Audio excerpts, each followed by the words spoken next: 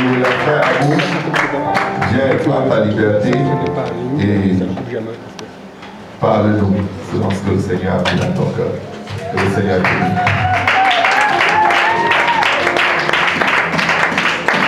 Gloire à Dieu tout le monde.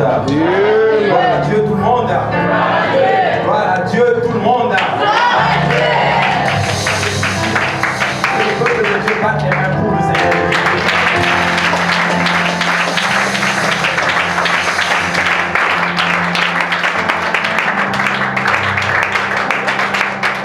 J'avais dit une fois, lorsqu'on se rencontre à la réunion une fois des jeunes au sous-sol, je disais que si on mettait par exemple le Premier ministre, par exemple ici, on allait le traiter avec beaucoup de respect. Pourquoi? À cause de son rang de Premier ministre. Mais j'aimerais dire à quelqu'un qu'ici, il y en a un qui est plus grand que Stephen Harper.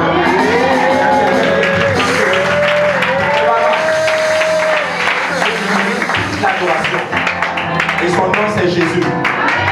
Il est le même des temps et des circonstances. Celui-là qui sonde les cœurs et les reins. Alléluia. Amen. Et, je suis très béni d'être là. C'est toujours une grâce, un privilège et de prêcher la parole de Dieu. Amen. Dans le fond, je l'ai su hier. Je devais enseigner. Mais comme je dis toujours, c'est toujours bon d'être dans une situation où tu n'as pas le choix que de t'appuyer sur le Seigneur. Et ce que j'ai remarqué aussi avec le Seigneur, c'est qu'il va toujours enlever les béquilles sur lesquelles nous nous appuyons pour que nous nous appuyions sur lui. Et il y a des gens qui s'appuient sur leur santé. Il y en a qui s'appuient sur leurs finances. Mais souvent, ce que le Seigneur va faire, c'est qu'il va même toucher leur santé, il va toucher même leurs finances pour que tu sois obligé de t'appuyer sur le Seigneur. Ainsi il est écrit, il est le rocher des rochers. Et je bénis le Seigneur que Jésus-Christ soit notre rocher aujourd'hui. Amen. Alléluia, je te rends gloire, je le bénis, il est bon. Et j'aimerais aussi par la même occasion honorer mon pasteur qui n'est pas là aujourd'hui, le pasteur Kaouzi. Un homme de Dieu que j'honore, que je respecte beaucoup. Sa vie est un exemple pour nous. Et je sais que le Seigneur a encore de grandes choses en fait, à travers lui. Et c'est tout un privilège d'être derrière lui. C'est tout un privilège. Une fois, je parlais avec lui et puis je lui disais que pasteur, ma femme et moi, on a juste une seule conviction, c'est qu'on le suit juste. Amen. Et c'est ça, on le suit.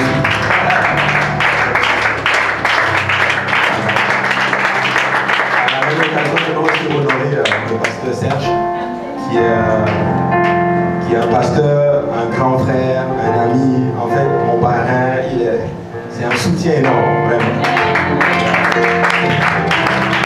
C'est un peu bizarre ce que je viens de vous dire aujourd'hui, mais en fait il est rendu à un point, c'est quand j'ai des moments difficiles, c'est lui que j'appelle vraiment, et je sais que le Seigneur l'utilise beaucoup. Pourquoi j'aime vous parler avec lui, c'est parce que c'est quelqu'un qui n'a pas peur de te dire ce qu'il pense. Et il va toujours te guider dans les voies du Seigneur. Amen. Que le Seigneur le bénisse, lui et toute sa famille. Amen. Le pasteur Luc n'est pas là aujourd'hui aussi, je l'honore pour vous. C'est un homme de Dieu que je respecte énormément, vraiment. Et que le Seigneur le fortifie. Et j'honore aussi mon pasteur, le pasteur Lionel.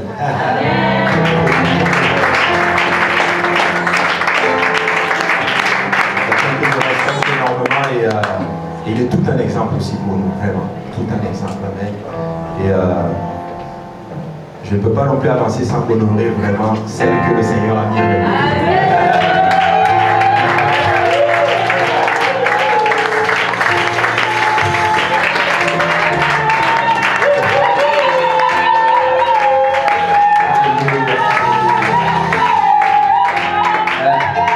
Je l'avais dit une fois et je vais le réitérer encore, personnellement, je trouve qu'elle est même trop parfaite pour moi.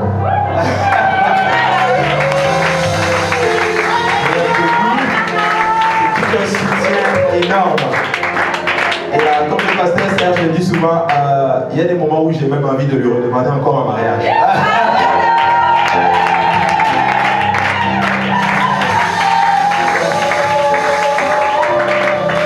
Que le Seigneur la bénisse énormément, vraiment. Et, je vais le dire devant tout le monde, je t'aime beaucoup.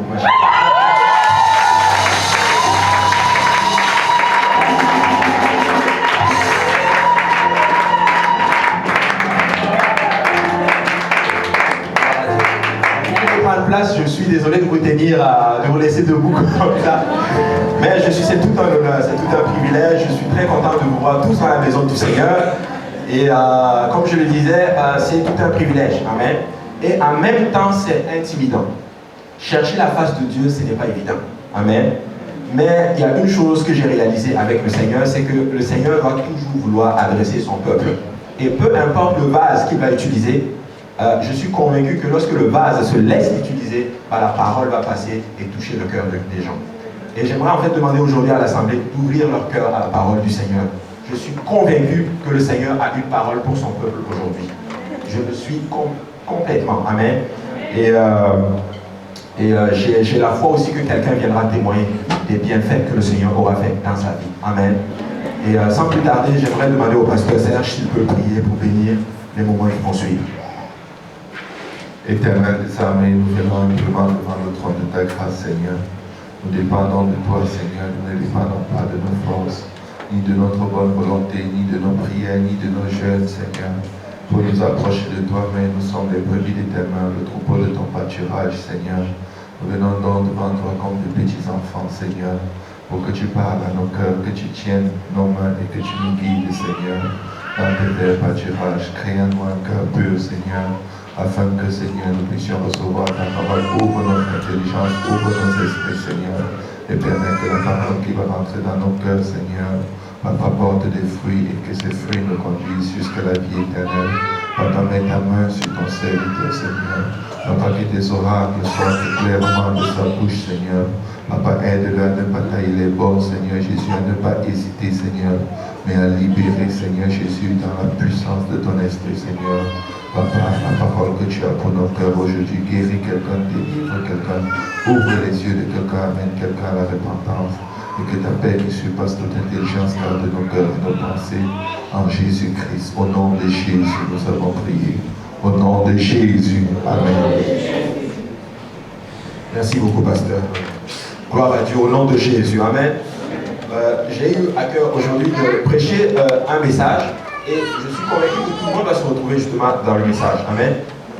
Et nous passons tous par des moments difficiles. Et cela de part et d'autre. Chacun a sa situation. Personnellement, moi je ne connais pas les situations par lesquelles chacun de nous fait face aujourd'hui. Mais le Seigneur qui est sur le trône, lui, il sait tout. Amen.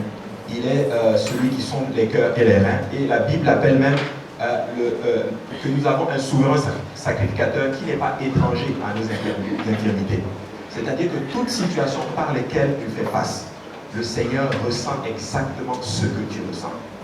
Amen. Mais la Bible nous dit ceci, et ça on peut le voir dans Exode 13 à partir du verset 17. Lorsque les enfants d'Israël sont sortis d'Égypte, ils sont sortis en fait par une main puissante de Dieu. Le Seigneur a opéré énormément de miracles pour les délivrer de la plus grosse puissance qu'il avait sur la face de la terre à l'époque, et c'était de la puissance de Pharaon. Amen. Et le Seigneur va utiliser les moyens, et comme je le dis souvent, des moyens qui semblent folie, amen, pour sortir justement son peuple des moments difficiles. Et on peut prendre l'histoire, par exemple, de Jéricho, par exemple, où le peuple a dû marcher autour de la ville pour faire tomber la ville. Mais pour le cas des enfants d'Israël, le Seigneur va utiliser un homme, qui est en fait Moïse, qui est une simple personne dépourvue. Et la Bible nous dit qu'il bégayait même quand il parlait. Il n'avait pas la parole facile. Mais le Seigneur va l'utiliser pour délivrer tout un peuple de la plus grosse puissance qu'il y avait à l'époque. Amen. C'est comme si le Seigneur venait aujourd'hui et décide de vous utiliser pour libérer un peuple des États-Unis, par exemple, qui est en fait la plus grande puissance mondiale aujourd'hui. Ça ne fait absolument pas de sens. Amen. Mais c'est comme ça que notre Dieu fonctionne. Il va toujours utiliser des moyens folles. Ainsi, il va utiliser un homme avec un bâton. Et Moïse va se présenter devant Pharaon, opérer tant de miracles pour délivrer justement le peuple d'Israël. Mais il y a une chose qui m'a toujours frappé justement dans cette histoire, c'est que Moïse se présentait toujours devant Pharaon et qu'il proclamait les oracles de Dieu. Pharaon aurait pu l'arrêter là, tout de suite, et le mettre à mort, et la situation s'arrête là. Mais ce qui est bizarre, c'est qu'il rentrait avec Aaron et il ressortait comme il voulait. Il se présentait devant l'ennemi, il lui disait les oracles de Dieu, et il ressortait sans que l'ennemi ne lui fasse absolument rien du tout. Je ne sais pas comment vous pouvez imaginer une telle situation. C'est ce qu'on appelle la puissance de Dieu. Amen. La puissance de Dieu. Ainsi, lorsqu'il sort justement d'Égypte, la Bible nous dit dans Exode 13, verset 17, que lorsque Pharaon laissa aller le peuple, Dieu ne le conduisit point par le chemin du pays des Philistins, quoique le plus proche. Car Dieu dit, le peuple pourrait se repentir en voyant la guerre en retour et retourner en Égypte. Le Seigneur n'a pas voulu qu'ils passent par un chemin, quoique court. Mais le Seigneur les a fait faire en fait un grand détour. Ainsi, lorsque le Seigneur nous sauve d'Égypte, lorsque le Seigneur nous sauve de nos péchés, des fois nous allons faire face à des situations et nous pensons justement que le chemin est long. Les promesses que le Seigneur nous a faites, nous ne les voyons pas justement accomplir dans notre vie. En fait, j'aimerais dire à quelqu'un que le Seigneur est en train de te faire prendre un détour. Parce qu'il y a certaines batailles que tu n'as pas à mener dans ta vie parce que tu pourrais même y laisser ta foi. Amen. Ainsi la Bible dit au verset 18 que mais Dieu fit faire au peuple un détour par le chemin du désert vers la mer Rouge. Les enfants d'Israël montèrent en armes hors du pays d'Égypte. Ainsi le chemin peut être long. Peut-être que le Seigneur vous a fait une promesse. Et je ne sais pas quelle promesse le Seigneur vous a fait aujourd'hui. Mais le Seigneur vous a peut-être fait une promesse. Et le chemin est peut-être long. Mais j'aimerais dire à quelqu'un, continue ta marche avec Dieu. Car il est celui-là justement qui te guide. Et il connaît ce que nous ne savons pas. Il connaît le chemin mieux que nous. Ça peut être long. Mais il y a de certaines batailles que le Seigneur t'a évitées en fait. Pourquoi pas? Si tu mènes ces batailles-là, non seulement tu peux y périr, et tu pourras justement y perdre aussi justement ta relation avec Dieu. Amen. Mais le Seigneur est là justement pour nous conduire vers une terre. La Bible déclare justement que la ville dans laquelle nous sommes en train d'aller s'appelle la Nouvelle Jérusalem. Une ville où les routes sont pavées d'or, des portes de perles. La Bible nous enseigne même que cette ville-là n'a besoin ni du soleil ni de la lune pour l'éclairer, car la gloire de l'Éternel l'éclaire. Voilà la direction dans laquelle j'y vais. Ainsi, peut-être que le chemin peut être turbulent. Ainsi, peut-être que c'est difficile. Mais je veux vous dire que voilà ma destination. Et il l'a déjà proclamé, nous allons de l'autre côté. C'est déjà écrit, Jésus a dit, nous allons de l'autre côté. Ainsi, peu importe les situations, du moment qu'il l'a déjà dit, je sais que je vais y arriver. Amen. Du moment qu'il l'a dit, je sais que je vais y arriver. Ainsi, pensez à toutes les promesses par lesquelles le Seigneur vous a faites. Pour certaines personnes, c'est peut-être une guérison. Pour certaines personnes, c'est le salut peut-être d'un membre de la famille. Pour certaines personnes, c'est peut-être un miracle financier peut-être. Pour d'autres personnes, c'est des situations d'immigration. Mais laissez-moi vous dire que le Seigneur est au contrôle de toutes choses. La Bible l'appelle le Dieu de l'éternité. La Bible l'appelle celui-là qui est au-dessus de toutes choses. La Bible déclare qu'il tient le cœur du roi entre ses mains et il la tourne comme il veut. Ainsi, ça suffit juste une parole à Dieu pour tourner la situation en ta faveur. Mais le Seigneur appelle quelqu'un aujourd'hui à continuer la marche avec le Seigneur. Le Seigneur appelle quelqu'un à persévérer. Il y a certaines personnes qui sont en face d'un mur et la promesse est juste à l'arrière. Amen. Amen. Est-ce qu'on peut acclamer le Seigneur?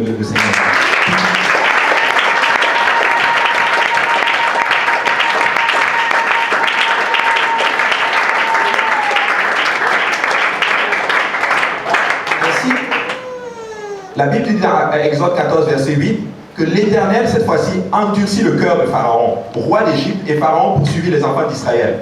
Les enfants d'Israël étaient sortis la main levée. Les Égyptiens les poursuivirent, et tous les chevaux et les chars et Pharaon, ses cavaliers et son armée les atteignirent, campés près de la mer vers Pi-Hahiroth, vis-à-vis de Baal-Séphon. Le Seigneur maintenant les fait faire un grand détour, mais où est-ce que le Seigneur les conduit? Il les conduit vers la mer Rouge. Une place où il n'y a aucune issue. Le chemin est fermé, mais c'est là que le Seigneur les conduit. J'aimerais dire à quelqu'un, souvent le Seigneur va nous conduire dans une situation où tu es stressé, dans une situation où tu n'as aucune solution, dans une situation où tu n'as pas le choix que de dire, Seigneur, je te fais confiance. Le Seigneur ne savait-il pas justement que le chemin menait justement vers la mer Rouge? Il le savait. Mais si vous lisez les Écritures, vous allez vous rendre compte que le Seigneur disait, je vais faire éclater ma gloire.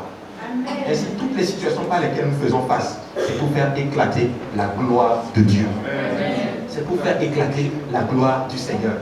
Ainsi, le peuple arrive maintenant vers la mer Rouge. Il s'arrête. Pas d'issue. La seule opportunité, il faut qu'il y ait un miracle. Ainsi, il y a des situations dans ma vie, justement, où j'aimerais tellement être dans cette situation-là, quoique c'est vrai que c'est stressant, où le Seigneur n'a pas le choix que de faire des miracles. Amen. Amen.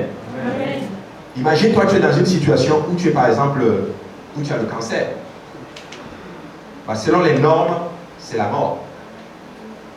Mais s'il doit y avoir une guérison, bah, obligatoirement, il y aura un miracle. Amen. Ainsi, qui veut expérimenter un miracle aujourd'hui aussi? Il faut que tu sois d'accord de passer dans cette situation. Tu n'as pas le choix. Amen. Je ne sais pas s'il n'y a pas beaucoup qui ont levé la main pour le miracle. Mais moi, je veux voir les miracles. Pourquoi? Parce que je sais que quand Dieu fait les miracles, ce n'est pas seulement à cause de moi. C'est à cause des gens qui veulent toucher à l'extérieur. Il veut faire éclater la gloire. Ainsi, il y a des prières souvent que je fais, Seigneur, que ma vie représente ta gloire, Seigneur. Que ma vie soit l'expression de ta gloire, Seigneur Jésus-Christ. Amen. Ainsi, dans Exode 14, verset 1, la Bible dit, l'Éternel parla à Moïse. Parle aux enfants d'Israël qu'ils se détournent et qu'ils campent devant Pi-Hahiroth, entre Migdol et la mer, vis-à-vis de Baal-Séphon. C'est en face de ce lieu que vous camperez près de la mer. Pharaon dira des enfants d'Israël, ils sont égarés dans le pays, le désert les enferme. Ainsi, quand nous passons par des moments difficiles, l'ennemi justement pense que nous sommes perdus. L'ennemi va s'approcher de nous et l'ennemi va essayer justement de nous dissuader par rapport au choix que nous avons fait de marcher avec le Seigneur Jésus-Christ. Ainsi, des fois, tu passes par des moments difficiles et le Seigneur va même s'arranger à ce que tu rencontres certains amis ou certaines personnes que tu as côtoyées dans le monde. Et bizarrement, quand tu les regardes, tu as l'impression que leur vie va très bien. Tu as l'impression qu'ils sont dans la paix, dans la joie. Et tu te poses même des questions, tu te demandes pourquoi j'ai fait même le choix de suivre le Seigneur Jésus-Christ. C'est bizarre, quand je ne suivais pas le Seigneur, je n'avais pas tel problème. Et justement, les gens du monde vont penser que tu es complètement perdu. Mais je vous dis, nous sommes dans la volonté de Dieu. Amen. Nous sommes dans la volonté de Dieu. Le Seigneur dit à Abraham, va à Canaan. Il va à Canaan, et ce qui est bizarre, la famine frappe Canaan. Écoutez, tu peux être dans la volonté de Dieu et être dans la famine. Amen. Amen. Ainsi, le même Isaac va passer par la même situation. Mais la Bible déclare que dans la famine, le Seigneur l'a béni à un point que les gens étaient même complètement jaloux de lui. Amen. Le plus important, c'est de s'assurer que nous sommes dans la volonté de Dieu au moment où nous sommes. Amen. Ainsi, le Seigneur dit ceci, j'endurcirai le cœur de Pharaon, et il les poursuivra, mais Pharaon et toute son armée serviront à faire éclater ma gloire, et les Égyptiens sauront que je suis l'Éternel, et les enfants d'Israël firent ainsi. Le Seigneur va endurcir le cœur même de ton ennemi. Le Seigneur même va l'exciter à te suivre. En d'autres termes, écoute, tu sais quoi, poursuis-le même un peu. Des fois, il y a certaines situations, c'est le Seigneur qui permet que nous soyons là-dedans. Ézéchiel a eu cette vision. La Bible dit, la main de l'Éternel fut sur moi, et la main de l'Éternel l'a mis dans une vallée d'ossements. Des fois, donc, certaines situations par lesquelles nous faisons face, c'est le Seigneur lui-même qui nous prend et qui nous dépose dans cette situation. Mais je vous dis, c'est dans l'adversité que nous allons connaître notre Dieu. Ainsi, Job a déclaré ceci, s'il me tue, je lui ferai quand même confiance. Amen. Écoutez, pour être l'auteur d'une telle phrase, il faut être passé par une situation où tu n'as même pas le choix de dire, Seigneur, prends-moi. Écoutez, ils ont déclaré des phrases célèbres, mais ces phrases célèbres sont précédées justement par des batailles et des luttes. C'est ce qu'on appelle la bataille de la foi. Amen. Amen.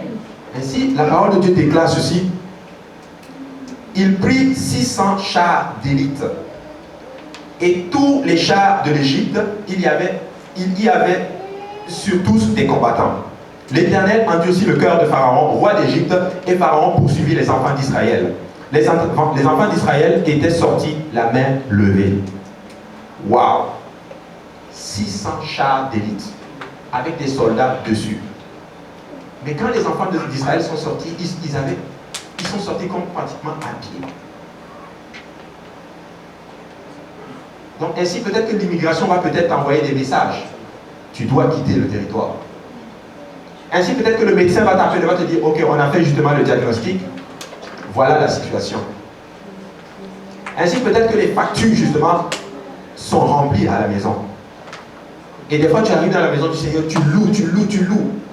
Après le service de dimanche soir, tu es dans la présence du Seigneur, tu es dans la joie. Mais quand tu rentres chez toi, c'est les factures. Laissez-moi vous dire que le Seigneur va souvent exciter l'ennemi à te poursuivre. Amen. Mais c'est pour faire éclater sa gloire. Continuons la lecture.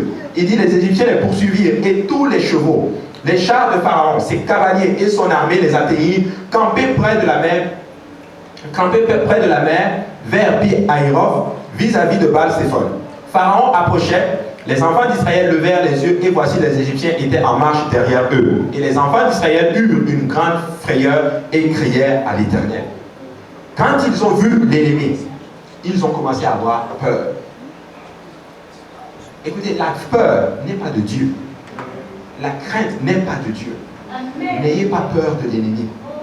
Parce que si le Seigneur ne lui a pas donné la permission de te toucher, il ne peut absolument rien te faire. Amen. Il ne peut absolument rien te faire. Les enfants d'Israël ont commencé à avoir peur. Bien qu'ils aient déjà vu le Seigneur agir dans leur vie, bien qu'ils aient vu le Seigneur frapper Pharaon, frapper le premier de Pharaon, frapper toute l'Égypte, la plus grande puissance, par les sauterelles, par les mouches, par la grêle. Ils ont vu tout ceci, mais c'est comme s'ils avaient oublié la puissance de Dieu. Ils avaient oublié les miracles que le Seigneur avait accomplis dans leur vie. Ainsi, et nous passons par la même situation.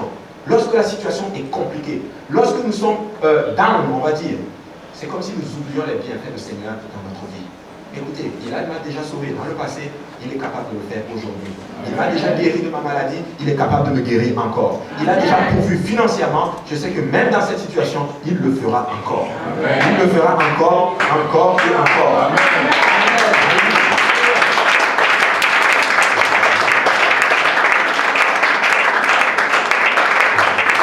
Je raconte souvent ce témoignage. On venait juste d'être fiancé avec ma femme et j'ai eu mon interview de sélection à l'immigration. Et bien avant de partir, le Seigneur m'avait parlé. Le Seigneur m'avait dit, écoute, en ce qui concerne les papiers, c'est moi qui les donne. Ne pense pas que c'est eux qui donnent les papiers. Je suis allé à l'immigration et l'agent m'a dit clairement, je t'envoie une intention de refus. Il l'a dit. Ils étaient deux. L'autre a dit, tu vas recevoir une intention de refus. Et l'autre me disait, tu vas le recevoir peut-être dans 4 à 5 jours. Hein. C'est ce qu'ils ont dit. Mais le Seigneur m'avait dit, garde le silence. Ne lutte pas. J'ai dit, ok, c'est correct. Et quand je suis sorti, je suis allé, mais j'étais vraiment très bas. Et je suis allé prier. J'ai dit, Seigneur, selon ta parole, c'est écrit que toute cette terre et tout ce qu'elle renferme t'appartient. Eux, ils m'ont dit non. Mais s'il te plaît, donne-moi mes papiers. Je vous dis, 1 mois après, je rentre chez moi, je vois une lettre. C'était mon CSU qui était à l'intérieur.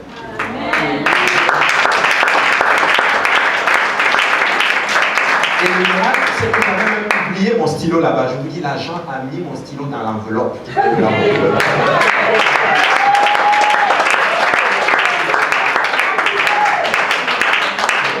Quelqu'un justement le disait à la fraternité, peut-être que c'est même avec ce stylo qu'il a signé le document. Amen. Donc je sais que notre Dieu est fort. Et toutes les situations par lesquelles nous faisons face, il va l'accomplir et cela pour la gloire. Mais quand le Seigneur aura accompli sa promesse dans ta vie, proclame les hauts faits du Seigneur. Proclame que c'est le Seigneur qui l'a fait.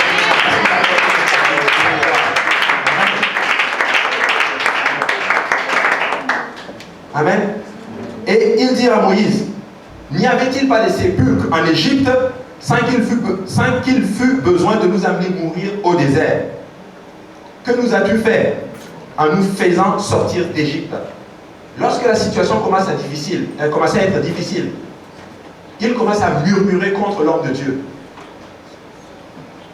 Oui, cette église-là n'est pas puissante.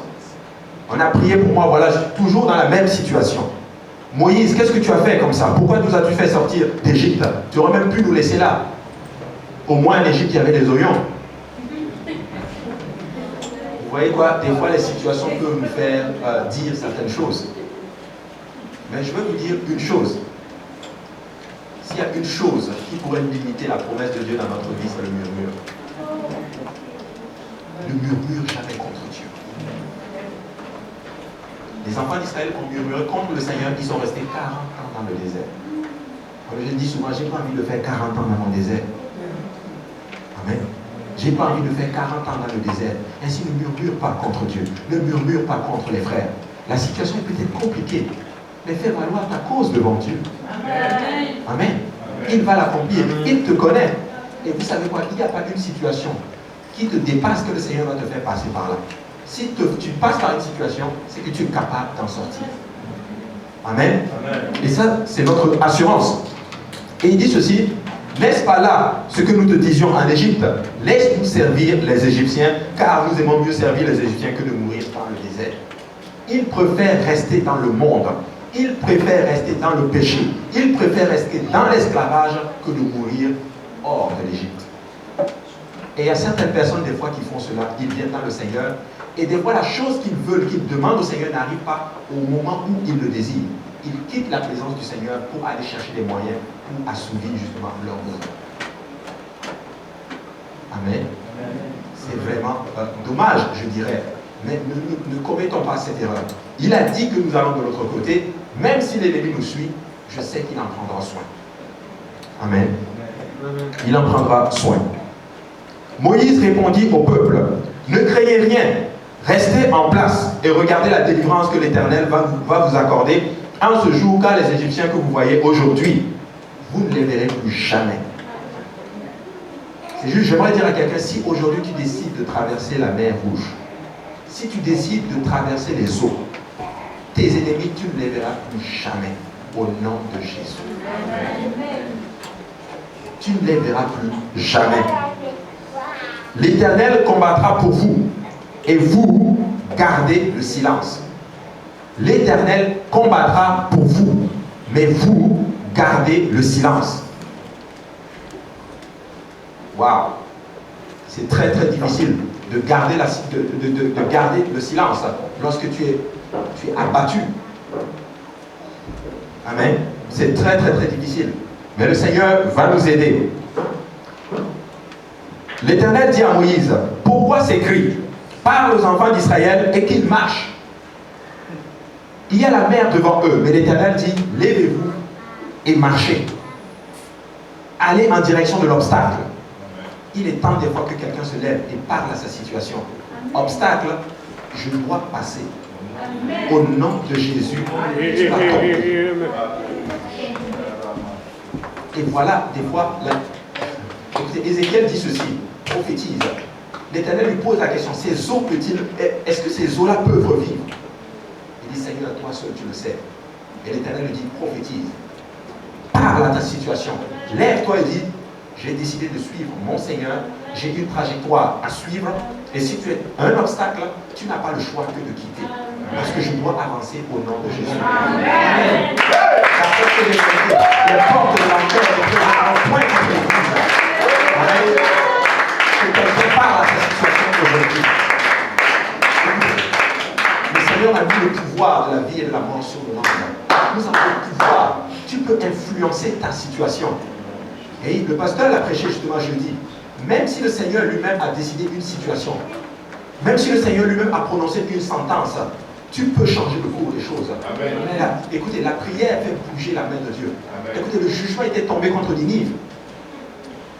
Le jugement était tombé contre Ninive. Mais le Seigneur a dit à Jonas, va et prêche au peuple. Dis-leur que s'ils ne se répandent pas, le jugement tombe. Mais Ninive a crié. Ninive a jeûné. C'est le pasteur Lionel qui avait fait justement cette référence et je vais le partager là aujourd'hui. Il disait ceci. Quand Jonas arrivait dans la ville de Ninive, ils se prosternaient, ils ont prié, ils se sont humiliés. Mais Noé a prêché plus que 100 ans dans la Bible. Il n'a eu que 8 personnes. De sur quoi les gens de sa famille. Lui, parfois il a eu 7 personnes, on va dire. Plus lui-même 8. Mais la Bible appelle Noé prédicateur de la justice. Mais nulle part dans la Bible tu verras Jonas prédicateur de la justice. Ce n'est pas écrit. Quoique c'était un prédicateur de la justice. Parce que Jonas est allé contre son gré. Mais Noé l'a fait à son gré. Il a obéi à Dieu. Et bien que le résultat n'était pas aussi grand que celui de Ninive, il a eu en fait le crédit de Dieu. Il a été appelé prédicateur de la justice. Ainsi témoigne à quelqu'un, peu importe les résultats.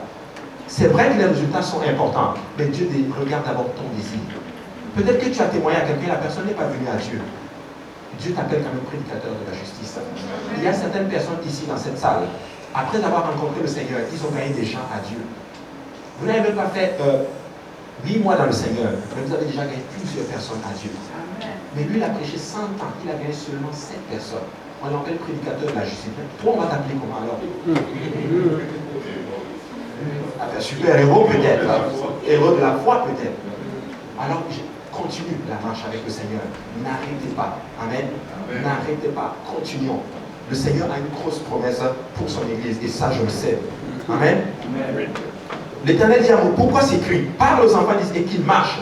Toi, lève ta verge, étends ta main vers la mer et fends-la. Et les enfants d'Israël entreront au milieu de la mer à sec. Et moi, j'endurcirai, je vais endurcir le cœur des Égyptiens pour qu'ils entrent après eux. Et Pharaon et toute son armée, ses chars et ses cavaliers feront éclater ma gloire. En fait, Dieu les avait conduits là juste pour éclater sa gloire. Écoutez, il a écrit, je ne donnerai pas ma gloire à un homme. Écoutez, le Seigneur est tellement fier de lui-même. Il veut montrer sa gloire. Amen. Mais il va nous faire passer par des situations pour que sa gloire s'éclate. Amen. Ainsi, ne prenez pas la situation comme une fatalité, mais prenez ceci comme l'occasion pour le Seigneur d'éclater sa gloire. Amen. Et là, tu seras un sujet de gloire, toi, pour le Seigneur. Amen. Wow. Verset 19. L'ange de Dieu qui allait devant le camp d'Israël partit et alla derrière eux. Et la colonne de nuée qui les précédait partit et se tint derrière eux. Elle se plaça entre les camps des Égyptiens et le camp d'Israël. Cette nuée était ténébreuse d'un côté et de l'autre côté, elle éclairait la nuit. Et les deux camps n'approchaient point l'un de l'autre pendant toute la nuit. Moïse étendit sa main sur la mer, et l'Éternel refoula la mer par un vent d'Orient qui souffla avec impétuosité toute la nuit. Il mit la mer à sec et les eaux se fendirent. L'obstacle a été complètement bougé. Le Seigneur a fendu la mer en deux. En fait, ils étaient en présence de celui-là même qui était le maître des temps et des circonstances, le maître de tous ces éléments-là. Écoutez, les éléments obéissent à la voix de notre Seigneur. Écoutez, une simple parole de notre Dieu, les éléments n'ont pas le choix que de bouger, que de trembler. L'obstacle s'est déchiré devant eux. Et le peuple d'Israël est rentré à sec. Écoutez, ta situation peut être stérile. Comme Sarah était stérile et Abraham vieux, avancé en âge. Mais il a dit, de cette situation, je vais faire sortir une multitude de nations, de telle sorte que toutes les nations seront bénies en toi. Peu importe ta stérilité, je vous dis, Dieu est capable de nous utiliser pour Dieu est capable de nous utiliser, je vous assure, pour impacter cette ville-là. Peut-être que nous ne sommes pas beaucoup, mais je vous dis, le Seigneur s'est résolu de prendre la ville. Et il va le faire avec des vases imparfaits. Et moi, je suis content d'être un vase imparfait. Parce que plus je suis imparfait, et lui, il est parfait. Amen. Plus je suis faible, lui, il est fort. Alléluia.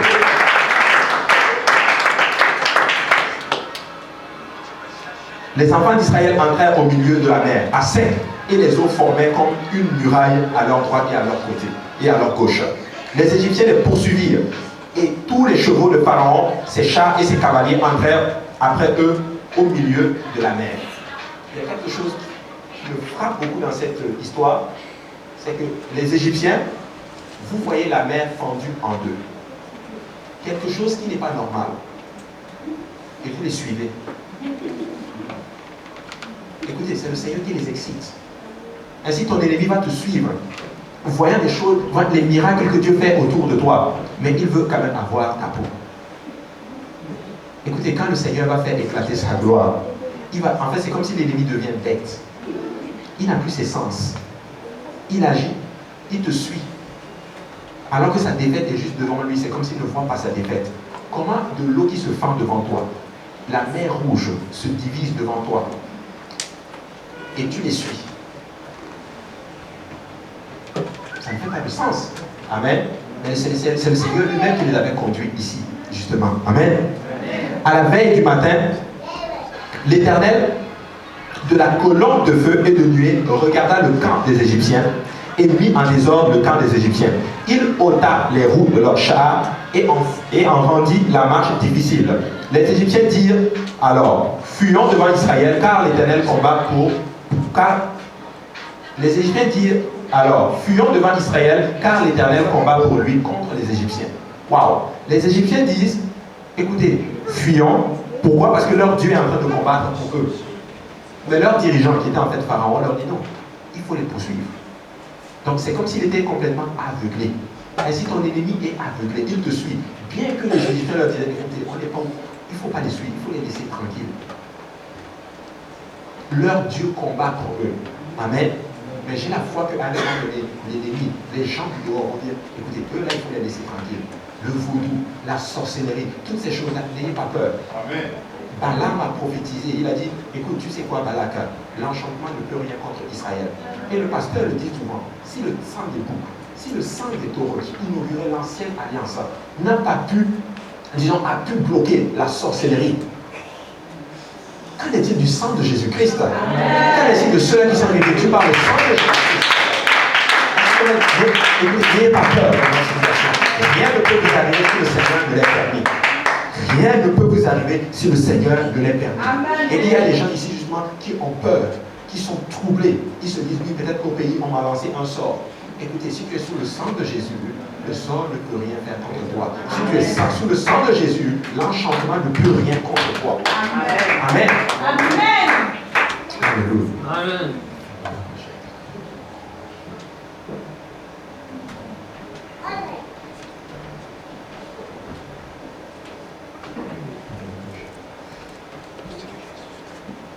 L'Éternel dit à Moïse, étends ta main sur la mer, et les eaux reviendront sur les Égyptiens, sur leurs chars et sur les cavaliers. Moïse étendit sa main sur la mer, et vers le matin, la mer reprit son impétuosité, et les Égyptiens s'enfuirent à son approche, mais l'Éternel précipita les Égyptiens au milieu de la mer.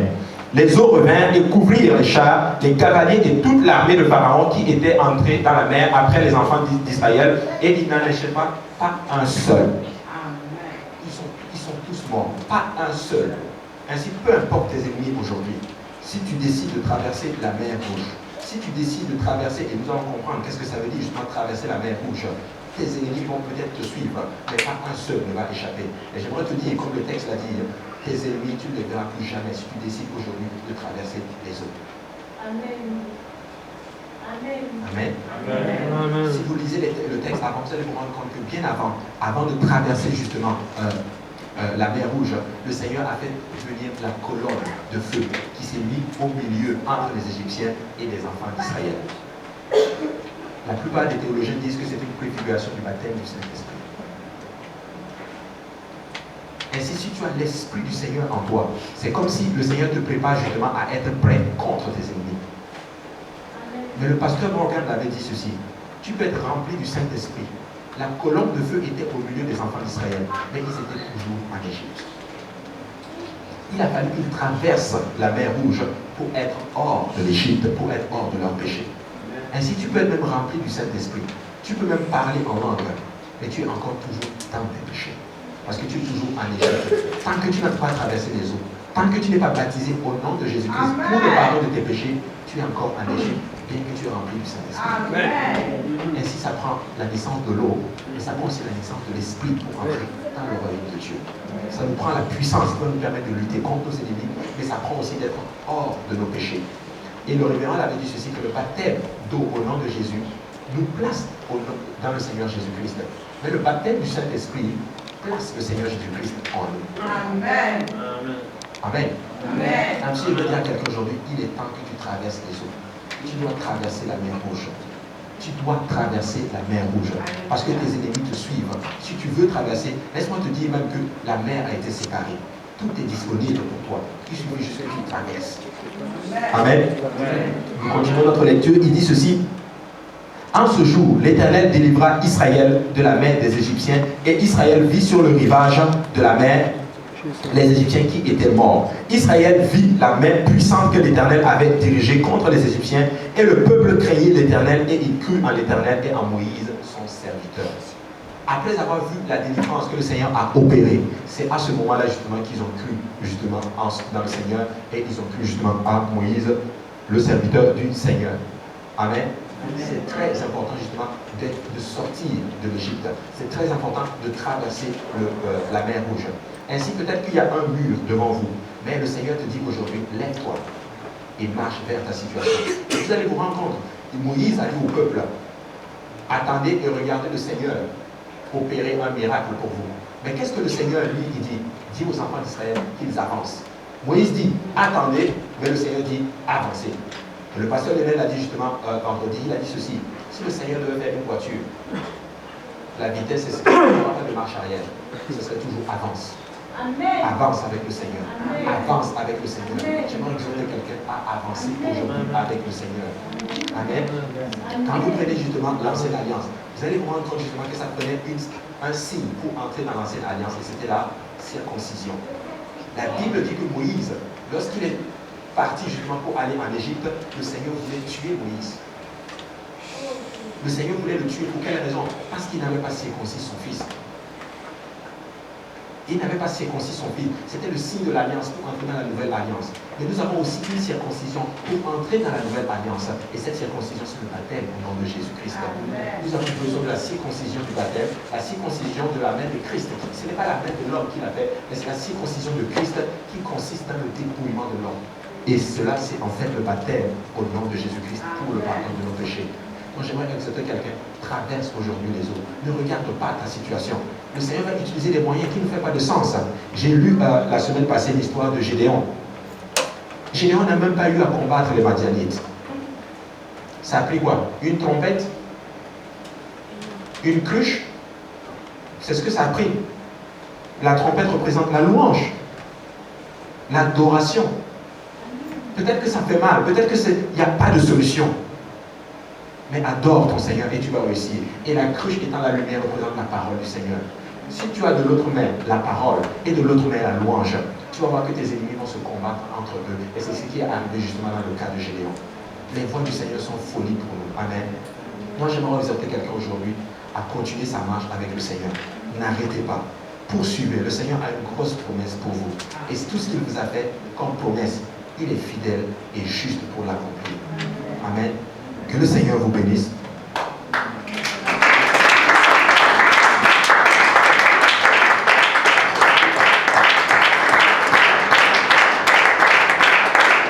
Alléluia Jésus. Merci Seigneur. Merci éternel Dieu. Alléluia. Éternel est bon. Si nous pouvons nous lever dans la présence du Seigneur. Alléluia Jésus. Alléluia Jésus. Alléluia. Je vais juste partager une petite réflexion sur ce puissant message. Amen. Je vais vous dire une chose, mes frères et sœurs. La qualité d'un message n'est pas mesurée par la quantité des acclamations ou des cris ou des participations. Tout ce qui sort de la parole de Dieu est bien. Tout ce qui sort de la parole de Dieu est ordonné par Dieu pour un moment comme celui dans lequel tu te trouves. Peut-être tu ne passes pas encore dans une situation qui ressemble, que ce message rencontre, mais peut-être ça va commencer demain. Mais tu dois être prêt. Amen. Parce que je sais une chose, c'est que si Dieu leur avait dit qu'ils vont se retrouver devant la mer Rouge et il va leur dire avancer, ils n'allaient pas croire que Dieu puisse faire des choses pareilles.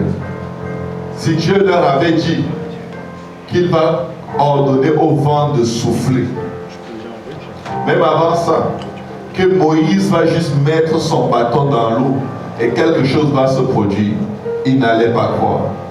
Si Dieu leur avait dit qu'il allait ordonner au vent de souffler pour diviser l'eau, ils allaient dire depuis quand est-ce que le vent est capable de diviser la mer? Est-ce que vous connaissez bien la mer?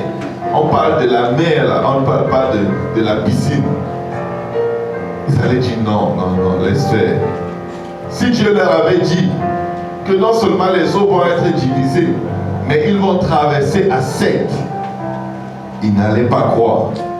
Ils allaient dire, ça va prendre un soleil intense qui chauffe fort pour chauffer le fond de la mer qui est mouillé depuis des centaines d'années. Ils n'allaient pas croire. Je vais vous dire une chose. Dieu ne va pas te dire comment il va faire, mais il va le faire. Parce que s'il te dit, il risque d'être obligé de te faire passer 40 ans dans le désert. Parce que tu ne vas pas croire. Tu vas dire non, non, non, non, non, non, non. Amen. Donc, contente-toi du fait que Dieu te dise, avance. Avance seulement. Il a dit à Pierre, jette ton filet de l'autre côté du bateau. Pierre a dit, mais nous avons péché toute la nuit. Vous savez, les raisonnements s'opposent à la connaissance de Dieu. S'il avait dit à Pierre, Pierre, il y a plein de poissons de l'autre côté. Ils vont remplir le filet jusqu'à le déchirer. Jette ton filet. Pierre allait dire, non, non, non, non, non. Il n'y a aucun poisson ici. On a fouillé partout. Seigneur, je suis pécheur professionnel. Toi, tu te trompes. Tu es charpentier. Donc, avoue quand même que pour une fois, tu fais des erreurs. Ici, je suis dans mon domaine. Là, tu es dans ton domaine. Donc, je vais quand même te suivre, mais laisse l'affaire de la pêche comme ça. Amen. Vous savez, Dieu ne nous donne pas les détails parce que nous courons des risques d'être séparés définitivement de Dieu. C'est pourquoi il dit la foi est la ferme assurance des choses qu'on espère. Quand Dieu t'a dit, il veut seulement que tu sois sûr que c'est comme ça que ça va se passer. Point final. Comment il va le faire? Évite d'essayer d'imaginer.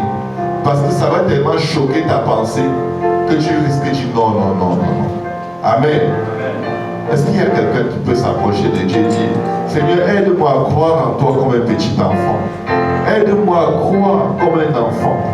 Aide-moi à ne pas imaginer les scénarios de ta réponse, de ta délivrance. Aide-moi à ne pas imaginer ces scénarios, mais à croire tout simplement. À croire seulement, Seigneur. Parce que je sais que tu es véritable. Tu es le chemin,